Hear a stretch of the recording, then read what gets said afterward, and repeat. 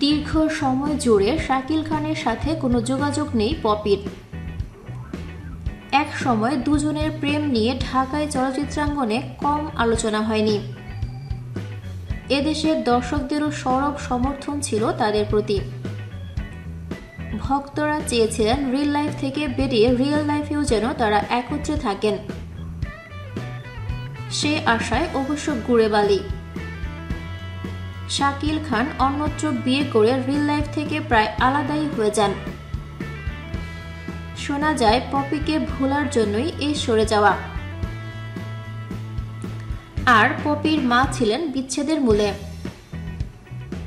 কিন্তু দুই মেরুতে চলে যাওয়া শাকিল খান ও পপি যদি ফের একত্রে হতেন তাহলে কেমন হতো? ফের যদি পপি শাকিল খানের নিকট আবদার করে বসতেন তাহলে কেমন হতো? ঠিক একটু ভিন্ন দৃষ্টিকোণ থেকে হলেও সেই ঘটনাই ঘটেছে।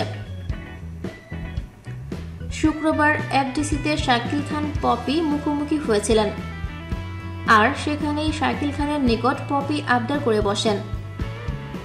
তবে আবদারটা অন্য কিছুর নয়, একটি ভোটের। শাকিল খান শুক্রবার দুপুর 12:30 নাগাদ এফডিসিতে চলচ্চিত্র সমিতির ভোট দিতে আসেন।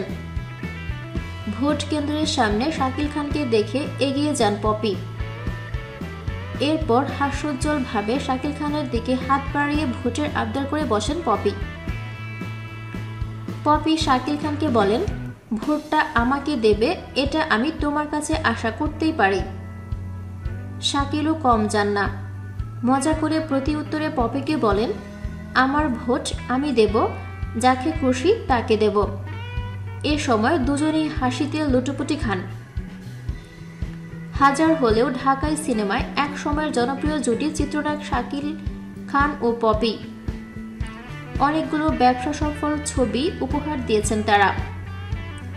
দীর্ঘ সময় পরে দেখা হলো, স্বাভাবিক ছিলেন, তবে কতটা সেটা তারাই জানেন। থ্যাঙ্কস ফর ওয়াচিং ভিডিওটি ভালো লাগলে লাইক প্রেস করুন এবং শেয়ার করে সবাইকে দেখার সুযোগ দিন। পরবর্তী আপলোড পেতে চ্যানেলটি সাবস্ক্রাইব করে আমাদের সাথে থাকুন। ধন্যবাদ।